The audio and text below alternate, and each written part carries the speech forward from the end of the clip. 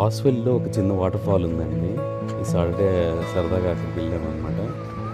ఈ water fall మొత్తం ఇది మ్యాన్ మేడ్ అంట యాక్చువల్‌గా.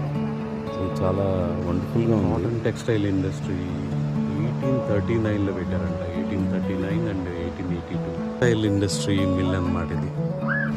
1830స్‌లో పెట్టారంట ఇది.